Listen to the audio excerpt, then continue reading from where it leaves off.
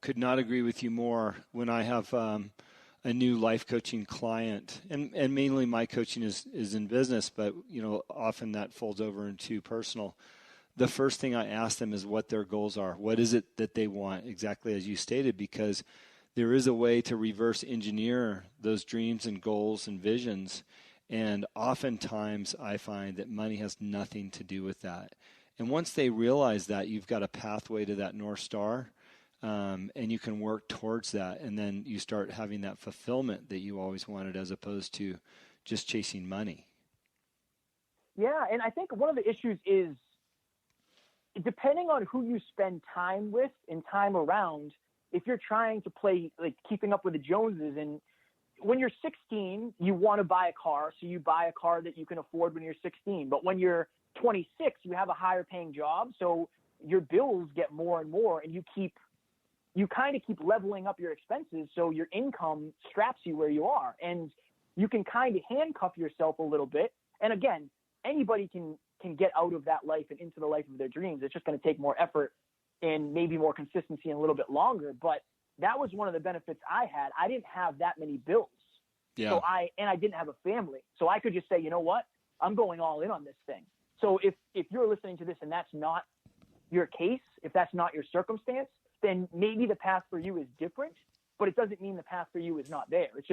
It's not uncovered yet. You're just going to take a little bit longer or a little different route. Yeah, sure. I had a guest on the show earlier this month, Andrew Henderson. He wrote The Nomad Capitalist. And what's interesting about his perspective is exactly what we're talking about. But he helps in ways to reduce your cost of living, right? Instead of buying that fancy car because you're making some money, how about buying no car? Or how about reducing your taxes and where you live and being happy with things that most people don't think about. So I love where your head's at in that space, and it is key that people know what they want. I want to jump into this podcast business because clearly you made a connection with Alan, and again, we were so grateful to have him on the show. Could you tell me, how that call went, and how you guys formed an initial partnership?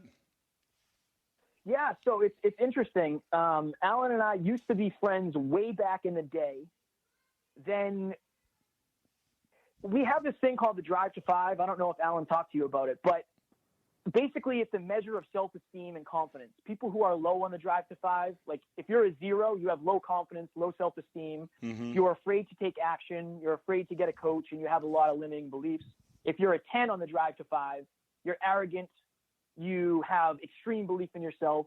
You don't think you need a coach, and you need action to be humbled, versus somebody who lacks confidence, who they need action to prove themselves. So I always say this.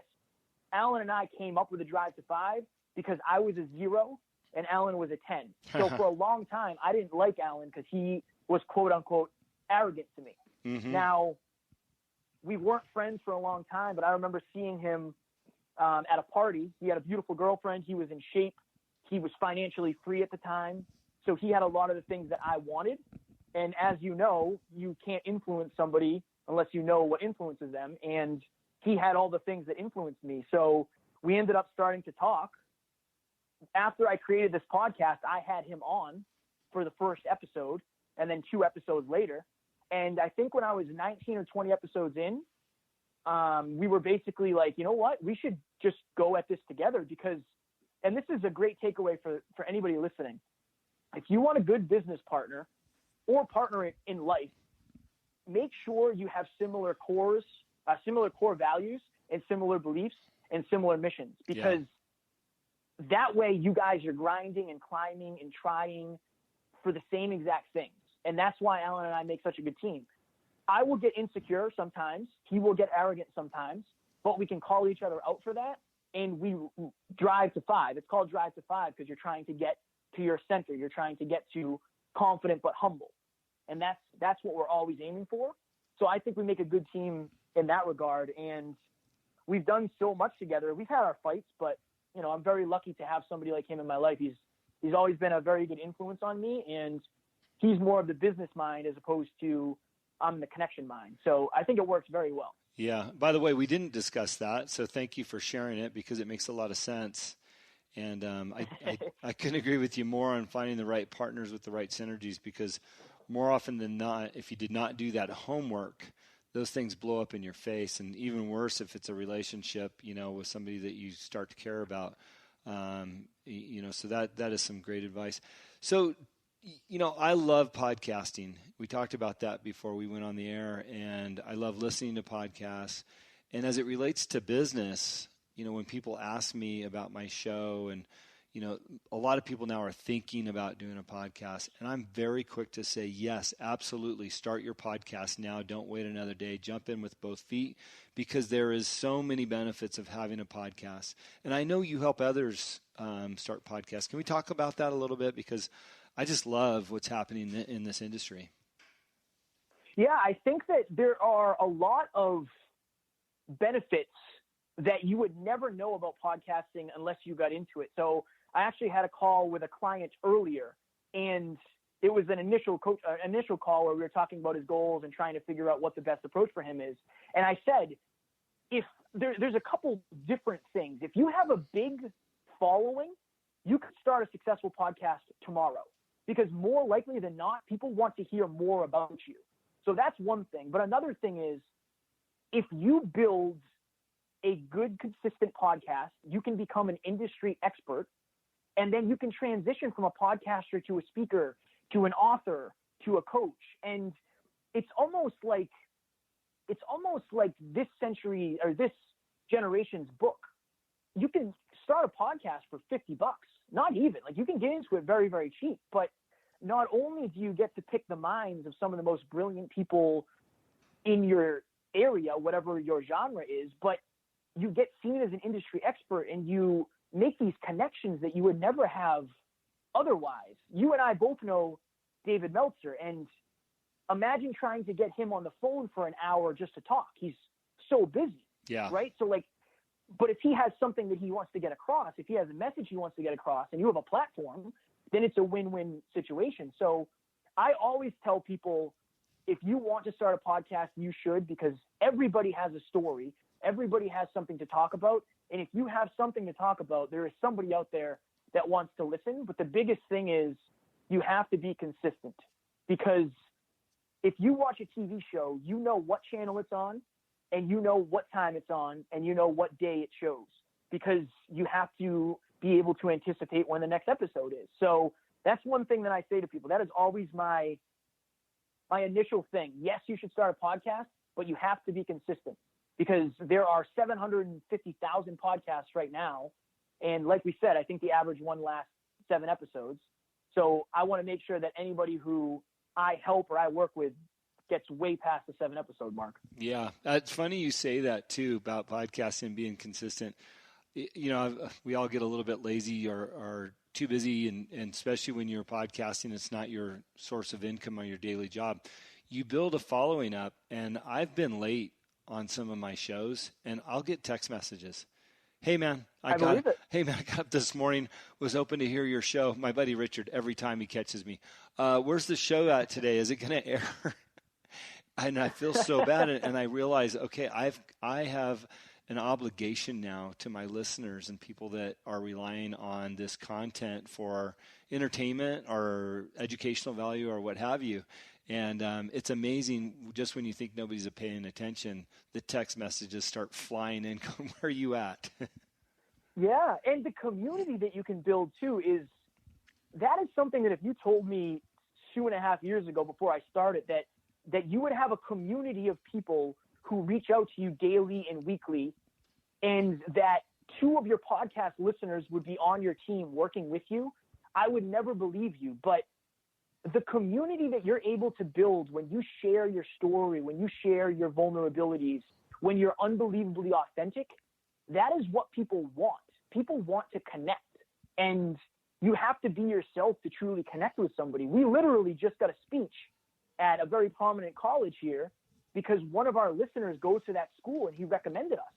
And it's like, you never know who's listening, number one, and you never know how deeply you're touching somebody. So you've got to keep doing it because you are helping people. And more often than not, they won't reach out, but some people will. And you just have to keep using that as the momentum. Yeah, I want to use a personal experience on that topic because I think it's helpful for our listeners.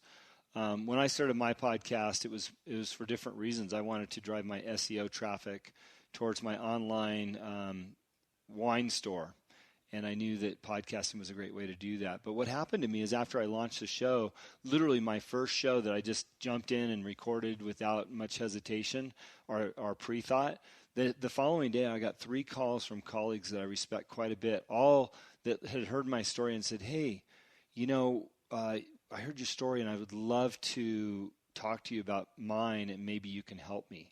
And as we mentioned, Dave Meltzer's both friend of ours. I called Dave and I was like, hey, I got these people calling me for advice. I only did my podcast. He goes, Jim, that's how it works, man. These people are listening. Your message resonated and maybe you can help them. And maybe down the road you can become a coach. So a year and a half later, I've got a great life coaching business. And, it's because of my podcast. And as you mentioned, being authentic and real and honest and exposing who I am on a regular basis and just being willing and able to help others. And it's been great. And by the way, you mentioned that prominent college. I got a call from Irvine College to speak there in January this year just through the podcast. So Right. I just hope that we can encourage people to follow their dreams and passions if podcasting is one of them. Yeah, I think so. This is one thing that happened to me when I was at my old job. I told one of the kids I worked with that I'm going to be the next Joe Rogan. Mm-hmm. I said, I want to be the next Joe Rogan. And he said, well, you can't do that, Kevin. Joe Rogan, he's Joe Rogan. And I said, yeah, but what if I'm just the Kevin Palmieri version that hasn't evolved yet?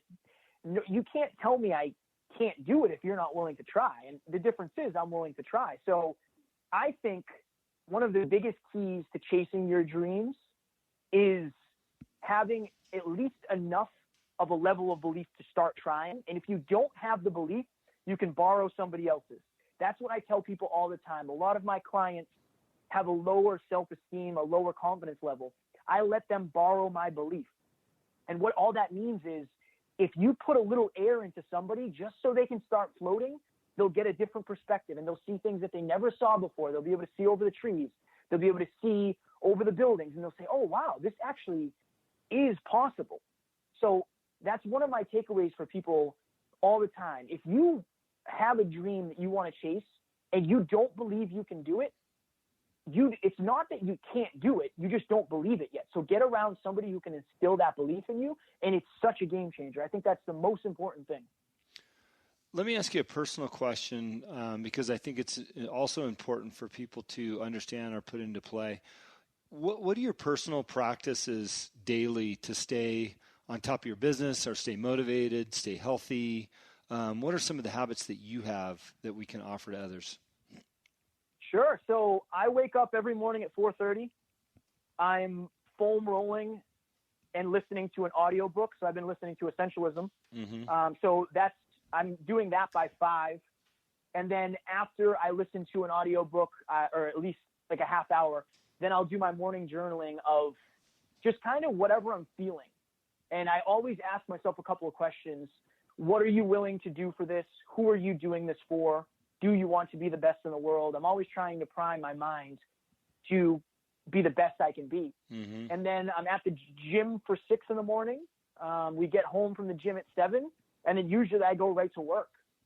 So every day is a little bit different, but I usually write down the big 3. So what are the biggest 3 things that I need to get done today in order to move the needle? Mm-hmm. If I get those 3 things done, I have a list that I call the overflow list, where these things are important, but they're not time sensitive. If it goes a week, it's not a big deal. It's just hanging over my head. So if I get the big 3 done, I start working down in the overflow, and the overflow is always overflowing, but it's stuff that you can do whenever.